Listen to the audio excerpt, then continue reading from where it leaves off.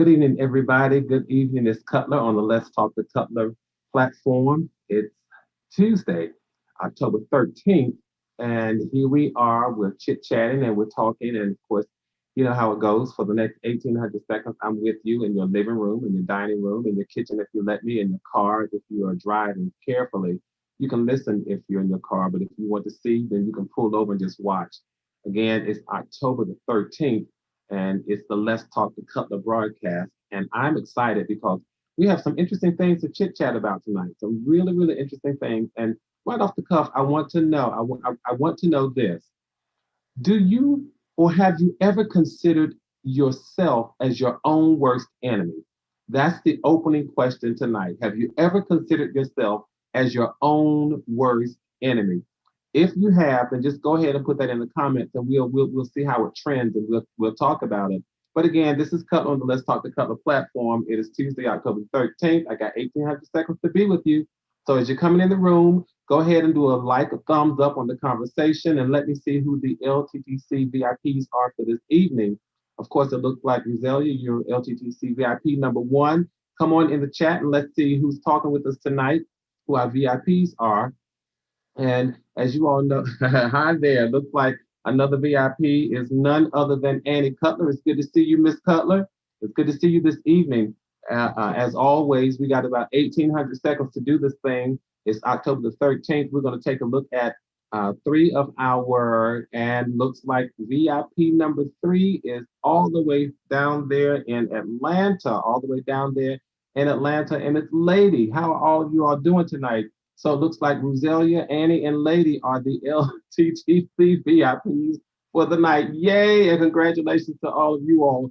Of course, as you're coming in the room, you all come on in and do a thumbs up on the conversation so we can get started. Of course, we're chit-chatting. The basis of our conversation is none other than, and believe it or not, you all, I had this book, several copies of the book right here, but this is what we're basing our conversation on. Billboards to Better, 366 sources of motivation and inspiration along the highway of life. I'm telling you all, I need motivation and inspiration along the highway of life. Looks like I need a little organization tonight too. But again, I want to know, have you ever considered yourself to be your own worst enemy? That's the first question. And then I'm just curious, how many of you consider yourself as good Christmas gift wrappers? You know how to wrap a gift quite well. All right. Good evening, everybody. 1,800 seconds. Well, let's take off because I want to frame our conversation around those two things. How many of you are good at wrapping gifts? And how many of you have considered yourself sometime at some point or another to be your own worst enemy? All right, we talk. You won't believe it or not, there is a book was right under me. All right, there it is. So then let's have this conversation from this book, Billboards to Better.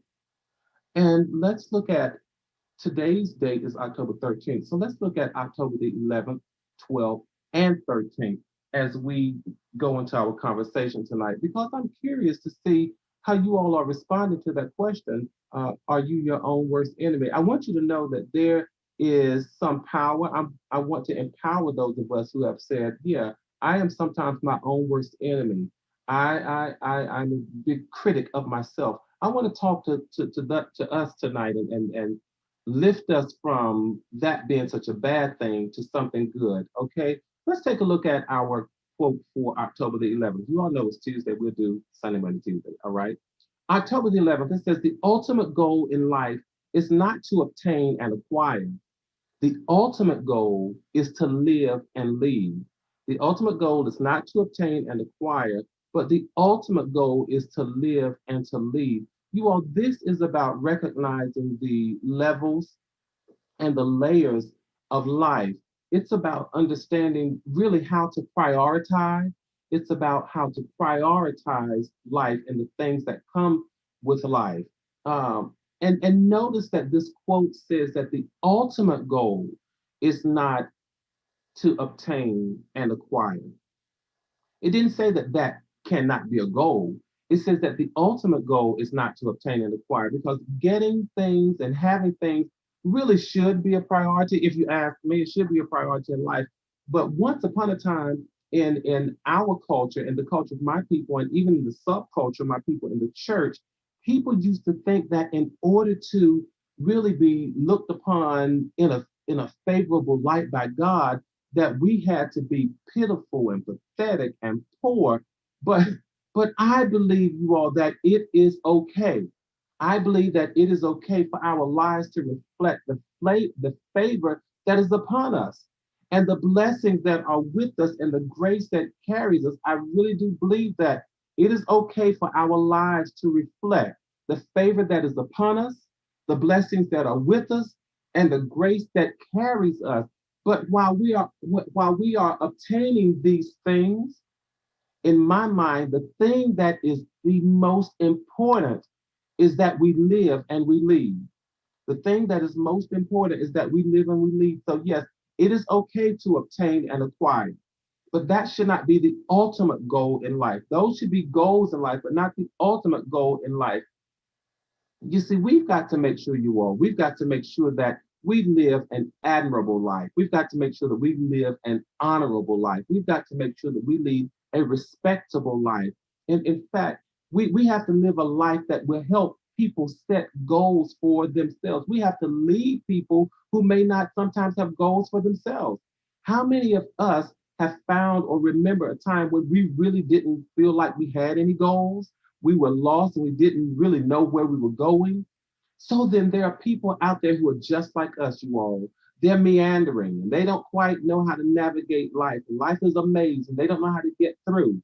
So we sometimes have to lead people who don't even have goals set for themselves. In other words, we've got to live so that others are discovering the trajectory of their life. They're discovering what life is now that they're on this path and they're headed in the right direction. So we have to make sure that we are leading them.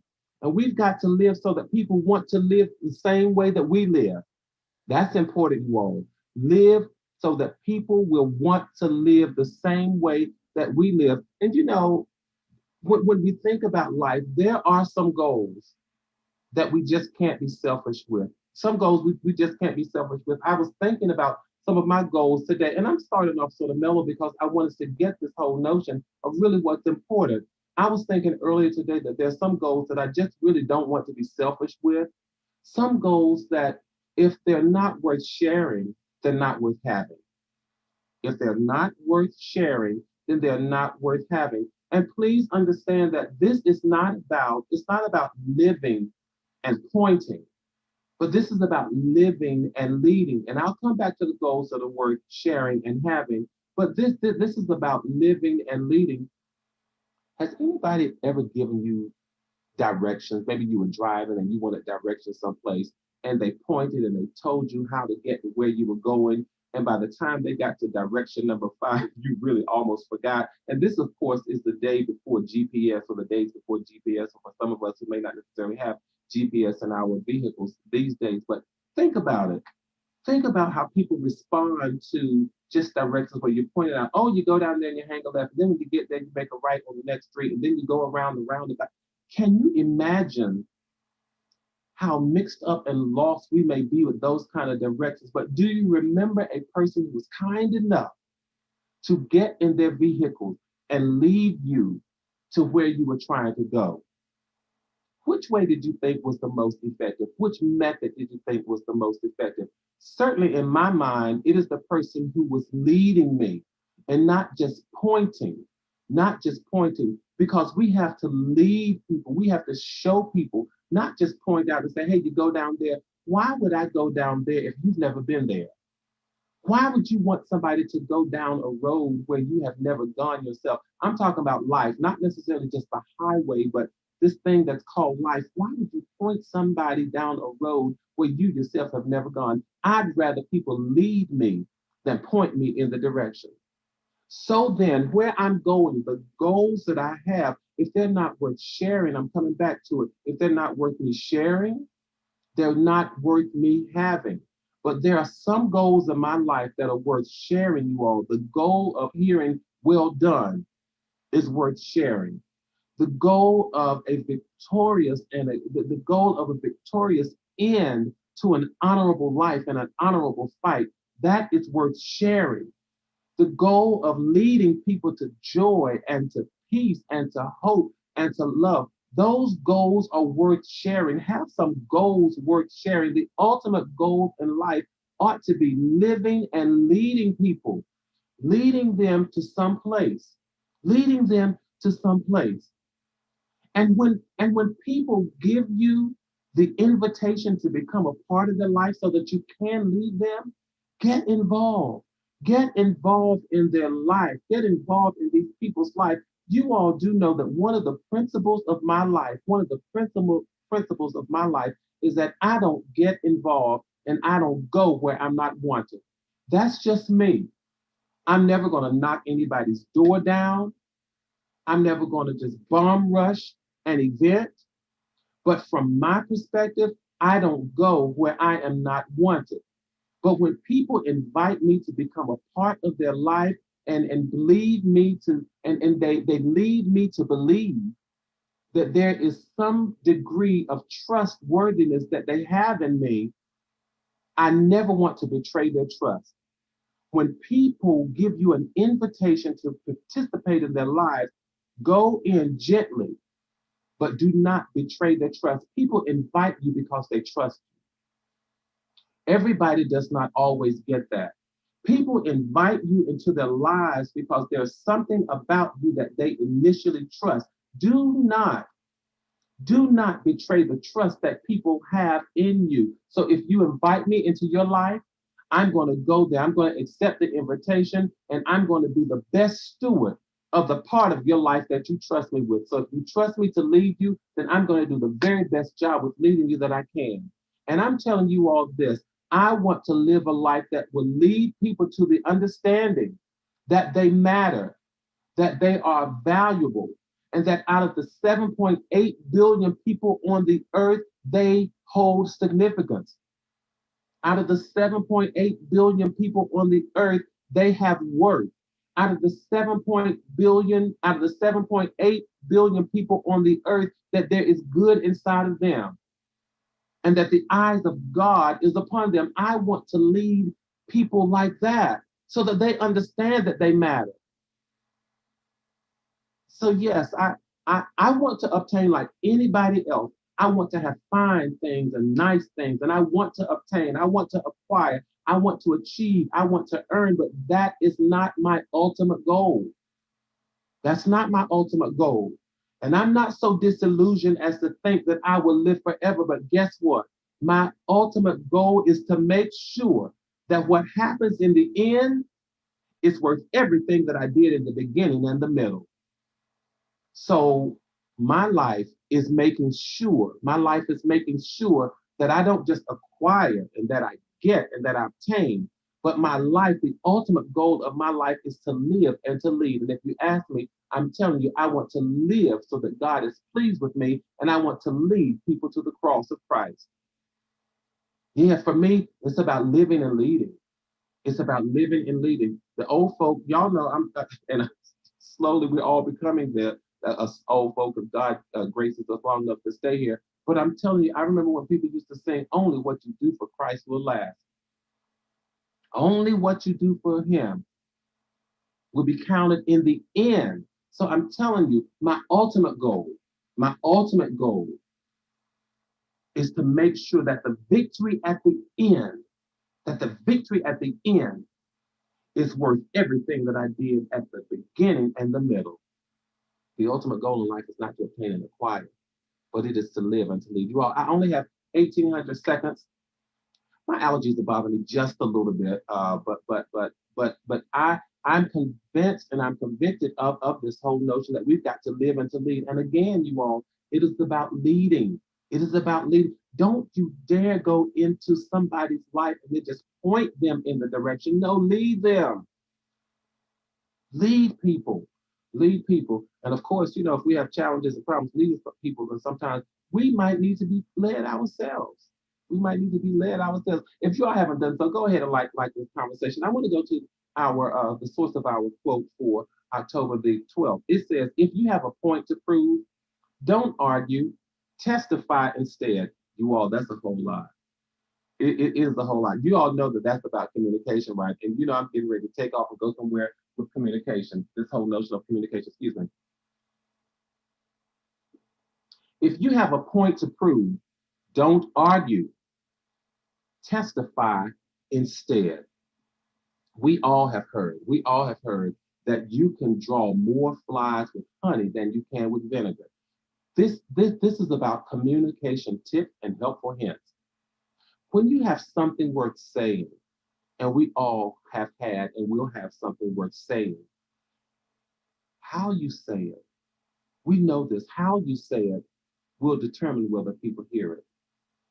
I wish, I so often wish that I could hold a class and invite everybody that I know into the classroom and help them and help to demonstrate to people that that quite often there is a better way to say what you're trying to say. I have a good friend. She lives out in California, and she frequently says to people that I will say to her, "Well, now what I think you're trying to say is this." And it's not that I'm trying to reframe and recouch the conversation, but I tend to think that there's always a better way to say something, especially when you are emotional. If you're emotional and you're excited or you're nervous or you're angry or you're depressed, I tend to think that you should always focus on the how just as much as you focus on the what that you're trying to say and the what that comes out of your mouth. I'm telling you all, it's true that once the bell has been rung, you cannot unring it. And it seems to be, you all know this is true. And I want to hear your responses here. I'm reading your conversations. It's so good to see all of you all. Again, like the conversation if you haven't, but you all listen. It seems to be that we are living in this season of unbridled tongues. Everybody is saying whatever they want to with no regard for people's feelings, sensitivities, or emotions. We're living in the season of uncaring communications. We're living in the season of rude remarks. We're living in the season where everybody wants to fight everybody about everything and fight with their words on social media, off social media, through text messages, through emails, over the telephone, in person. Everybody wants to fight, and it is just a season of the unbridled tongue. I don't know. I don't understand it.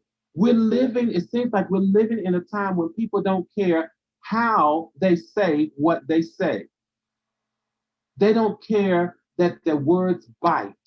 They don't care that their words hurt. They don't care that their words scratch. They don't care that their words are what I call caustic and irascible. They cut and they bruise. They scratch and they rub people the wrong way. We seem to be living in this season and this time, and maybe it's just the tone and the pulse of where we are now. But we seem to be living in this season and this time where people will, you all, this is the time where people will offend you. And then even their apologies become offensive because they don't know how to deliver the apology. Well, if I said that, no, no, no, no, no, not if you said it. Well, I'm sorry that you were upset. With that tone, are you really sorry that I was upset? This is just the season when nobody cares. You're right, Charlene. This is a season when nobody cares about other people's feelings. And again, they can be so rude and apologize, and then their apology is offensive. You know that's bad. Y'all know that's bad. But when you have a point to make, you all, whenever you have a point to make, and here I want to help all of us. Consider it. When you have a point to make, consider it as a gift. Consider it as a gift. This quote I'm just going to throw in just for free. An empty box that is beautifully wrapped will get more attention than a full box that's poorly wrapped. It is the same way with our conversations and our communications, and I'll say it again. A an empty box that is beautifully wrapped will get more attention than a full box that is poorly wrapped. What does that mean, Cutler? It means that if you are presenting something, you have a point to make sure that it's beautifully wrapped so that people will listen, so that people will pay attention, so that your delivery is intentional. I didn't say it always has to be soft and gentle, but at least it is intentional and it is considerate. That's the word. Make sure that your language and your conversation is considerate. Because if you're saying something to me, you need to consider how I'm going to process it. Think about it before you say it. Because if your box is full of stuff that might be good for me, but it has torn, messy wrappings on it, guess what? I'm never going to pay attention to it. I'm never going to pay attention to it. You all, we're talking and we're basing our conversation on billboards to better 366 sources of motivation along and inspiration along the highway of life. You can run over to Amazon.com and get it. I'm telling you all, make sure that what you say is tempered with how you say it. Is tempered by how you say it. And I agree. I'm reading the comments, and I certainly agree with you all. Absolutely, Linda. I tend to agree. That is one of the problems when you communicate not face to face or by voice. That happens a lot of times when you're just texting people, when you're emailing people. But when you can communicate face to face, you will think about the face that's receiving what you have to say, and even voice to voice, then you can allow your tone to be heard and not interpreted. So let's be careful with our communications. And I'm just calling all of us in in this heightened, sensitive time in which we live. Let us be considerate. I know everybody's not going to be considerate. Everybody's not going to be considerate. But guess what? There is the reward for those of us who consider people's feelings. I'm telling you, there is something to be said for people who are considerate because well, let me just get to the next lesson because I only have 1,800 seconds with you all. But I don't have a lot of tolerance for rude people, and then you don't get to come back once you ring the bell. You don't get to come back. When you ring the bell with nastiness and bitterness and vitriol, when you ring the bell with that kind of stuff, it is quite difficult for you to make a comeback. It really is. It really is. All right. So if you have a point to prove, present it in such a way. That's why I wrote, don't argue, but testify. When you got a point that you want to make, testify as to why this point has helped you out.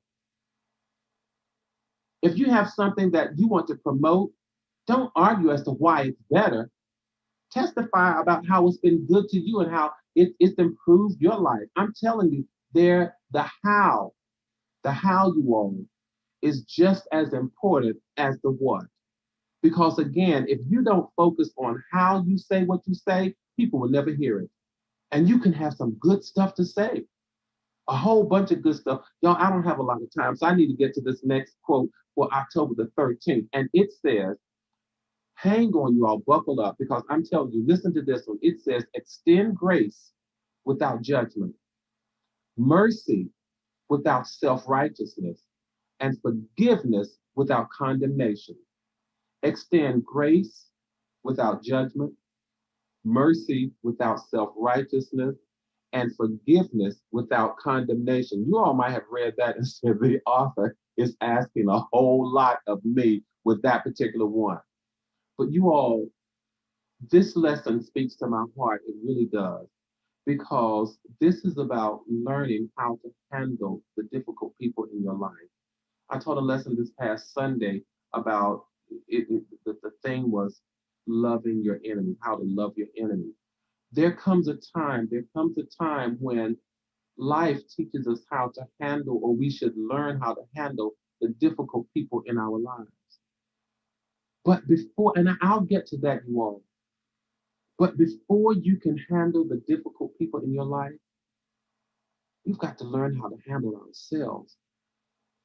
Before you can extend grace and mercy and forgiveness to anybody else, you've got to learn how to extend it to yourself.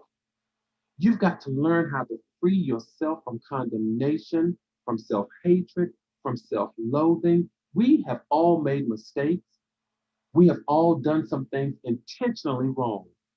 Some of us have dealt ourselves from some some self-inflicted wounds and pains and emotional scars. We did it to ourselves.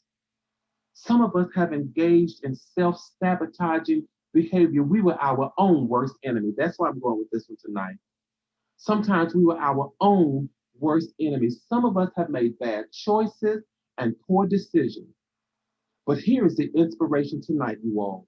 Those poor choices and those bad decisions do not define who we are.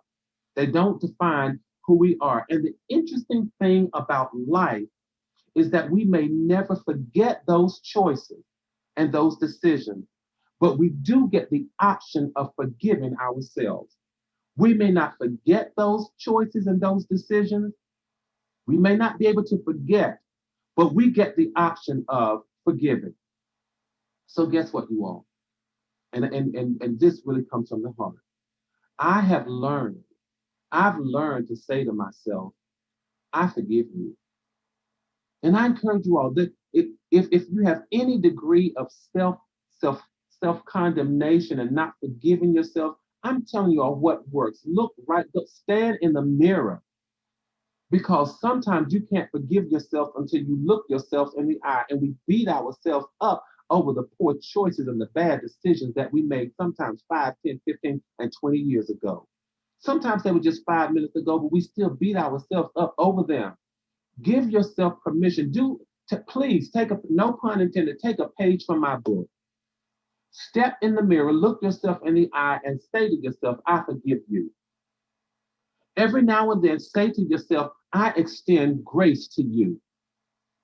Look yourself in the mirror and say, I offer you mercy, because you will never be able to effectively give anybody else forgiveness and mercy and grace until you can give it to yourselves. We'll get to them in a moment, but right now I want us to learn how to give it to ourselves. Some of the best gifts that you can give to yourself are forgiveness and grace and mercy. Why? Because we can be our own worst enemy. But let me help you all out. Let me just be transparent for a moment. Let me tell you the power of being your own worst enemy. One of the good things about being your own worst enemy is that when others come to you with their damaging and sometimes their damning remarks and their comments, and they try to hurt you, you get to say to them, you, you're trying to hurt me. And I guess you did, but I've hurt myself way much more than you ever could. I've criticized myself way much more than you ever can. I've been harder on myself much more than you ever will be able to. So guess what? Your little words, they sting, but they don't get to stay. There is power in being your own worst enemy. I'm not telling us to become our own worst enemies, but when you have been, let's turn that into a good thing. Let's turn that into a good thing. So that way, when others come to hurt you, you tell them, your words may hurt, they sting, but your words don't get to stay. They don't get to stay. And once you learn how to offer yourself that kind of grace and that kind of mercy and that kind of forgiveness, then we can extend it to somebody else, y'all. I told you I only have 1,800 seconds with you. And the most challenging thing in life that I've ever had to do is to try to love my enemy. And I know sometimes we think that I don't have any enemies. Cutler, I don't have any enemies. But I'm telling you all this, people who always get on your nerves, people who always bring negativity into your life, people who always want to advance their agenda but never support yours, people who never want to help you but always want you to help them, people who want to use you but never support you. I suggest to you all that these are candidates for the enemy pool. I'm not saying that they're bad people, but they may have enemy like tendencies in your life. And here is my being transparent one more time. How do I handle my enemies? Yeah, I give them the forgiveness, I give them the mercy, I give them the grace, absolutely. But one thing that I don't give them is access. I I don't give them access again. And y'all stop giving people the access code. Stop giving them the password. Stop giving them the key and stop giving them the address once they show themselves to be enemies in your life. Just stop. Sometimes you have to resolve and you may have to communicate, or your behavior may have to say, guess what? You don't hurt me. You don't get to hurt me and then have access back in my life. Absolutely not. You don't get to offend me and expect me to toss out the welcome mat. You don't get to do that. You don't get an invitation to another party after you cussed me out and talked about me like a dog. You just don't. You don't get to come back into my house after you polluted it with the poison of your tongue. You just don't. Absolutely not. Absolutely not.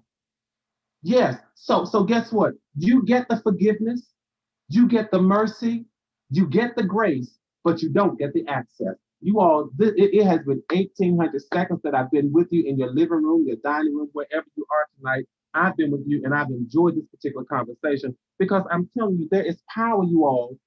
There is power in becoming your own worst critic, your own worst enemy, because you get to say to them when they come in, you're like, baby, you can't do to me what I've already done to myself. Absolutely not. Absolutely not. So you no longer get access. So you all here, I want to end our conversation tonight with this poem that I wrote. It's called There When I Need You.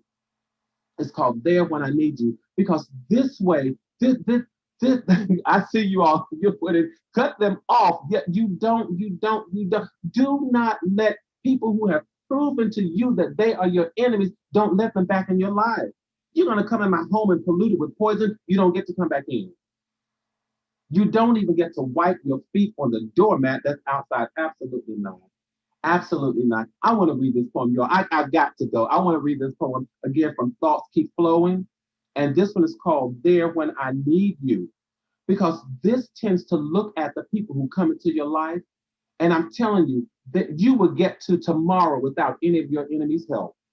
You don't need your enemies to get you to tomorrow. Let me read this poem, There When I Need You. I prosper through my problems and flourish through my failures because you are there. You make life worth living and you keep giving and giving and giving even when I don't deserve to get so. I win in spite of my woes and find favor with my foes because you are there. When I seal my lips and say nothing, shh, you hear me and you are there. So I dance over dismay and run through a rainy day because you are there. I forget to regret and I recall that you are all that I would ever need. So I joy in my sorrow, longing for tomorrow because you are already there. And guess what, you all? The you is you and God. I've been with you for 1,800 seconds, a little bit more tonight, but I'm telling you all, it's been my pleasure to be in your home, in your automobiles, or wherever you are. This has been 1,800 seconds on the Let's Talk the Color platform. Be encouraged, be uplifted. Let's keep on building community, maintaining connectivity. Keep your heads up, keep your hopes up. You all stay safe, stay sane, like, share, comment, and subscribe. Share this conversation with somebody else. Until Thursday, I will see you all. I will see you all. And yes, extend grace, mercy, and forgiveness to yourself. Whenever you have a point to make, you don't have to argue, just testify. And remember, the ultimate goal in life is not to obtain and to get. We want you to do that, but the ultimate goal is to live and to lead. You all, I will see you Thursday when we keep riding down this highway, reading those billboards to better. Take care.